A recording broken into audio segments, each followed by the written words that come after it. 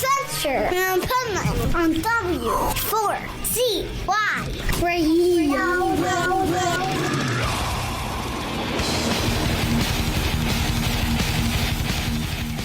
This is Pipeman here on the Adventures Pipeman W4CY Radio, and I'm here with... What's up? This is Cody.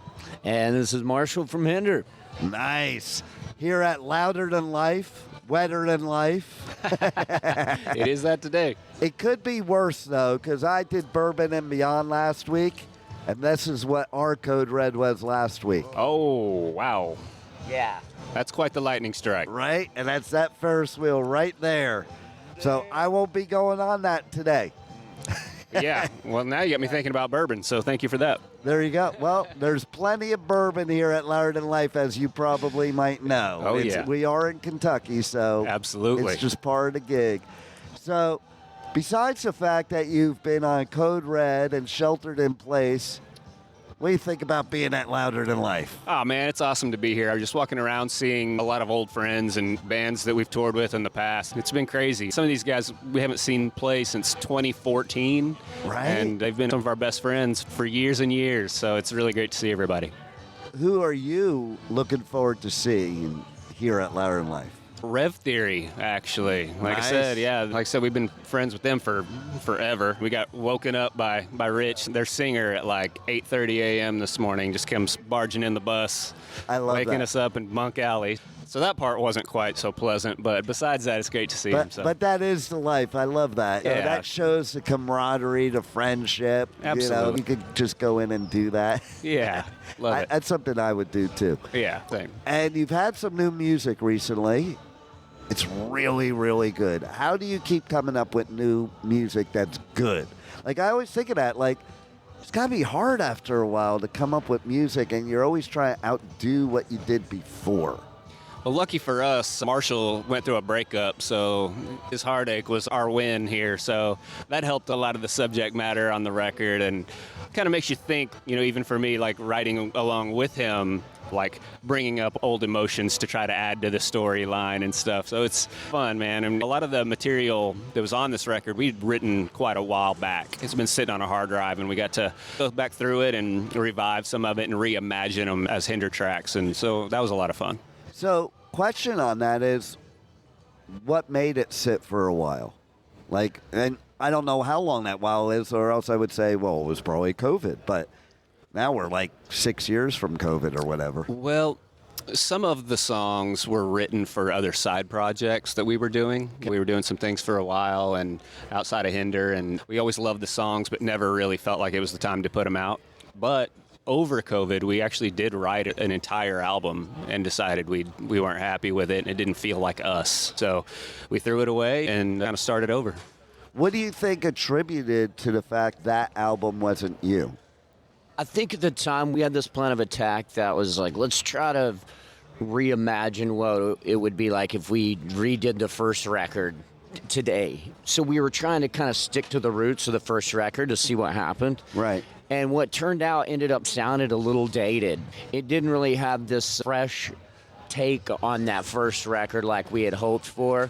It just sounded like us doing a dated version of ourselves. So I think that's what made us kind of shelve it. But, what's funny about that is, like, we listened back to some of those songs recently, and there's actually some really good songs in there that we had kind of overlooked and discounted then. So, maybe they'll see the light of day sometime.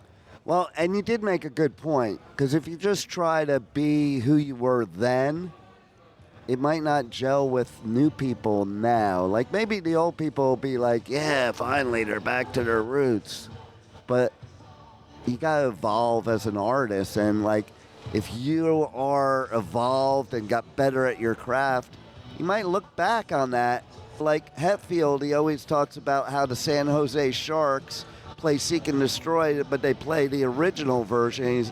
And he's like, why don't they play the newer version that I've re-recorded? Because I can sing now. I sucked then.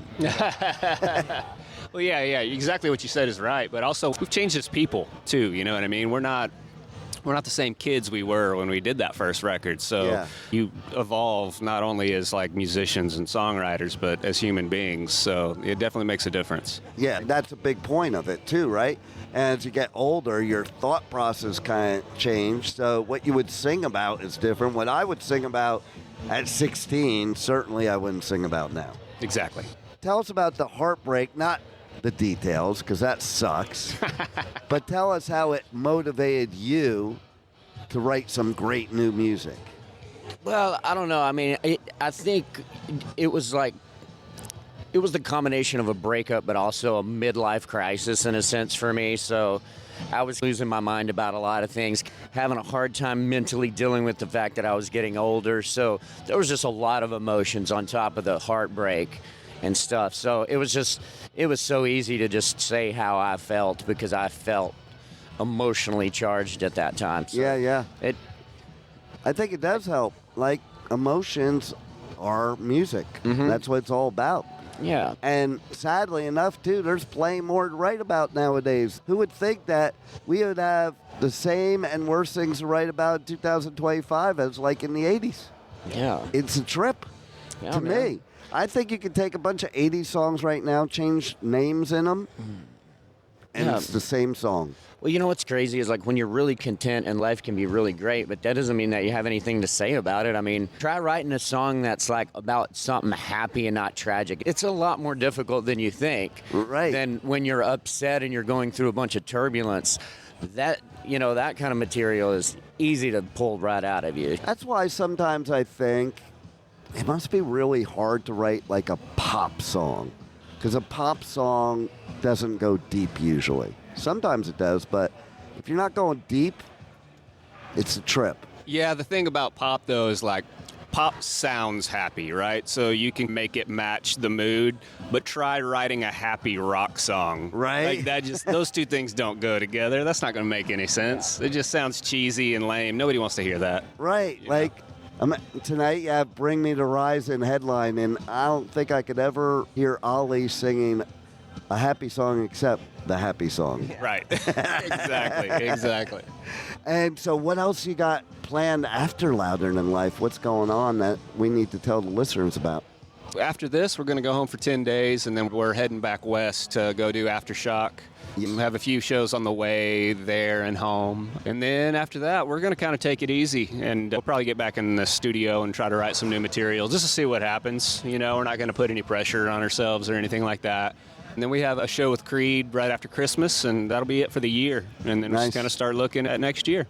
Is it wild to you to be doing a show with Creed in 2025? It is absolutely insane. Right? Yeah, never thought that would happen in a million years. We've gotten to do a few of them now, and it's wild, man. It's crazy to go back and hear all those songs at one time and see it in person. It's like a flashback. And it is so damn good. They are so good, man. I almost think a lot of music was better back then. I find that a lot of specifically metal bands nowadays, they use this, like, I call it an algebraic equation to write their songs. It's like, no, metal doesn't use formulas. Right. And then I think back when I was a kid listening to metal and my dad going, or people that didn't like metal going, oh, that sounds the same. And I'm like, no, it doesn't sound the same. Metallica doesn't sound the same as Slayer, as Anthrax, as Motley Crue, as whoever. But now I'm like, yeah, that shit sounds the same. But they're all using the same guitar tone and the same snare sample and the same, you know what I mean? So yeah, it does sound the same intentionally. It's like people back then, though, it's like my mom, even my brother, they would say that about rock music. Like, it all sounds the same. I'm like, you guys are listening to the country. You know, you're going to tell me that all that stuff doesn't sound the same? No doubt, man. It's like... I could write a country song with just like 5 words that has to do with truck, alcohol, exactly, and women. Trucks and a lost dog, man. And the dog. I forgot the dog. So, one story, good or bad, for both of you in your whole musical journey, what would you share? Oh, that's really hard, man. I know. That's why I like that question. To be honest, like, it's kind of a broad story, I think, for us. The fact that we've gone through all the things that we have as a band, and the fact that we're still here and we've kind of like clawed our way back out of the shit, you know what I mean? Yeah. And the fans stuck around and continue to embrace us, and we're out doing it, man. That is the story for me, I think. I love it.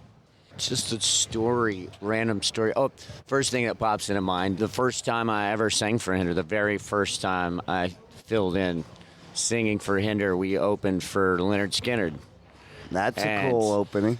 Right during the breakdown at Tuesday's Gone, the singer comes right over on my side stage. He walked up. He's like, "Hey, man, I heard you sing earlier.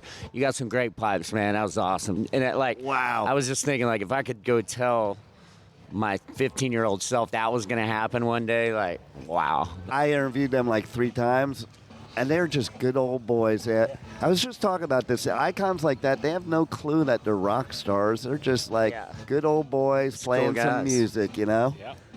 Yeah, one time I remember we were in Asheville doing a tour of Blackbird's studio, and somebody opened the door. Whoever was doing the tour for us opened the door and walked right into one of Leonard Skinner's sessions. Wow. And they're just sitting in there just listening to one of the mixes, and they couldn't have been nicer. Even in that instance where we just kind of barged in on their recording session, they were still so nice and humble. That's so cool to hear, because most of the time that wouldn't be the case. Yeah, for exactly. Sure. Exactly. So I'll share with you this answer that Rosington gave me to that same question I just asked you. He goes just like this. He goes, "The time we had sex with the Spice Girls backstage." Wait, edit that out. Great answer. Right? I mean, it was just classic. So how do you feel the band is better now with the current lineup than it's ever been? I think the fact that just together we are stronger. We all just have such a great relationship. It's stable, it's steady. We're one team marching toward a common goal. It's all about us collectively. It's all about the band, and that's really what it's all about. You can't survive otherwise. I think that's an important point, too, because when you're teenagers starting out a band, you think a certain way, but then as you get older, you all start, like, I couldn't hang out with most any of my teenage friends anymore. So I think as you get older, then you find your tribe to be part of your band. Like, you're on the same page. Yep. It's not going to change. Things change drastically between that teenage years and even 30, like all the way through, or even up to 40, man. Changes drastically. I think at some point you finally become who you really are, and then you attract the others that are the same thing. Yep. Yeah. No, I mean, you nailed it. Absolutely right. Anything else you want to share with the listeners that you got coming up, or anything we didn't cover that you want them to know? We always like to just say a huge thanks to everybody that's stuck with us through, like I said, all the bullshit that we've been through. I mean, without our fans, obviously we couldn't do it, and we know that, and they're everything. And also, go check out the new album, Back to Life. Yes. So that's a big deal for us. It is a great album. I'm so pumped you're here at Louder Than Life Thank you. and Aftershock, because that's a killer one, too. Yeah. Looking forward to that. And thanks for being on the Adventures of Pipeman. Thanks for having us. Thank you for listening to the Adventures of Pipeman on W4CY Radio.